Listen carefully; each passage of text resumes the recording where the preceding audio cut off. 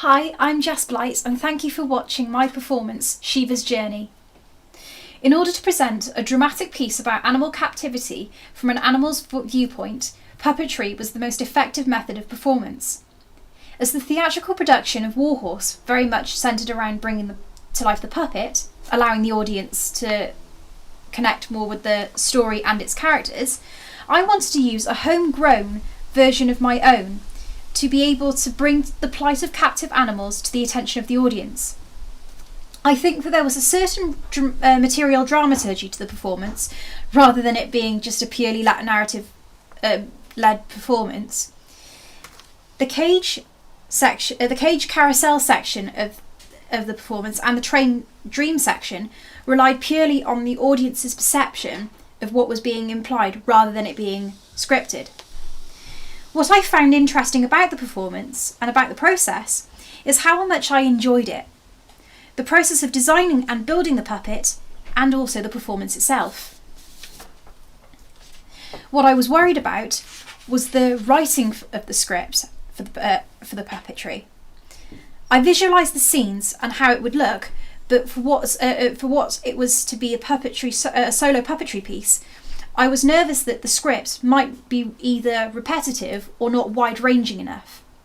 The process of doing it, though, was wonderful, and I was also nervous about how successful it would be.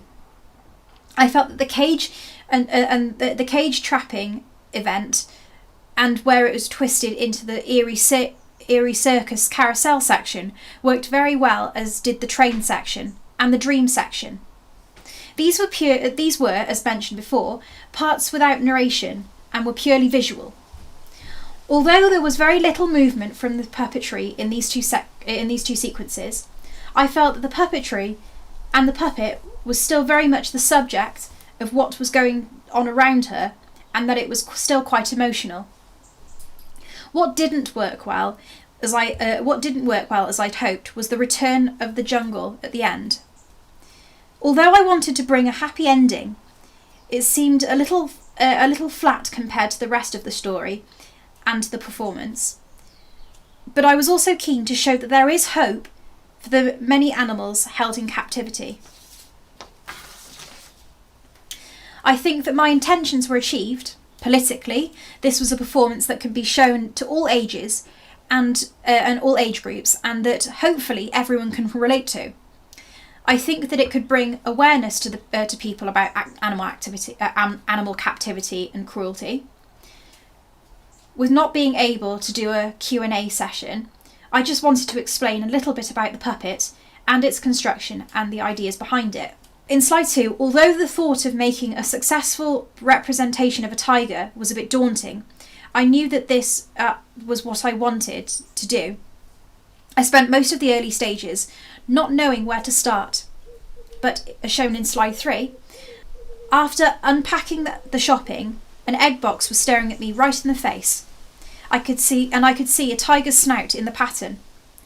Right then, the material for the puppet hit me, and I found so many perfect shapes in a cardboard egg box. I soaked the box in water, which made it malleable and formed it into more of a snout shape, and dried it in the sun. And I used the same process for the bottom jaw. I wanted to have a strong base to fix the snout and jaw to, and tried desperately to make something out of cereal boxes and egg boxes, but couldn't make the right shape. Then I remembered throwing up into a cardboard bowl in hospital once, and wished I'd kept it, because that was the exact shape I needed. Fortunately, they were available on eBay, and were the perfect size to fit the snout and jaw to. In slide 4, I researched tiger skeletons in order to try and achieve a structure and movement as close to the tiger as possible. Although I knew the rib cage would not be seen, I wanted to have found a foundation to build the puppet on. I strengthened the cardboard ribs with metal wire, which also allowed me to bend them. I realised the strips were too short, so I lengthened them. This allowed me to bend the ribs into a rib cage, which would fit over my left arm, and allowed me to use my hand to manipulate the head and jaw, leaving my right hand to move the legs. I used a second cardboard bowl to cut out a collar which would sit on the rib cage and my wrist, to which I would attach the front legs. I originally planned to have a similar system to be able to use the back legs, but I realised that this would be too difficult to manoeuvre on my own.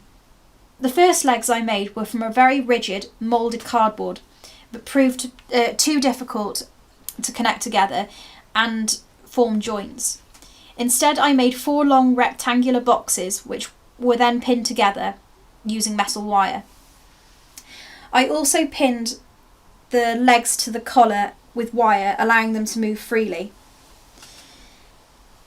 In slide 6, I realised that although the structure worked, it didn't look great, so I built up the legs using paper mache and used cloth to cover the rib cage. Having researched tiger camouflage, I set about representing the patterns and colours using acrylic paint, mixing colours to get the right shades of orange. In slide 7, I needed to make some props as the story would have 4 scenes: a jungle, a circus, a railway freight carriage and a zoo.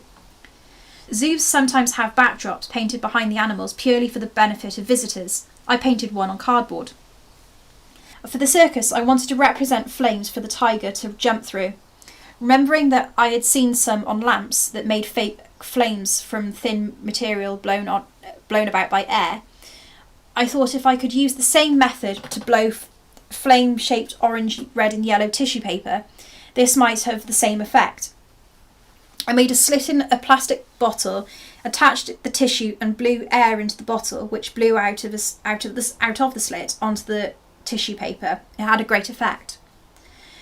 Behind the story, I wanted to highlight the plight of animals being exploited for human benefit, as you'll see in slide 8. Although the use of animals in circuses has decreased by a great deal in the past few years, there are still many animals in cruel captivity around the world today. Zoos and safari parks don't always have animal welfare as priority, as we would like to believe. Laboratories, the entertainment, food and clothing industries still use a barbaric method on animals. I wanted to write a short story from the animal's point of view. As shown in slide 9, I wanted to make the production as professional as possible, so after writing the story, I set about finding all the different sound effects online.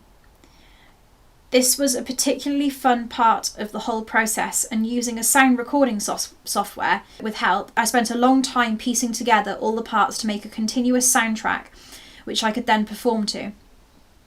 I used a single spotlight with a dimmer control for most of the performance. I also used a coloured LED light and made a spinning carousel light using a torch and coloured sweet wrappers. Thank you very much for watching, and I hope you enjoyed the performance.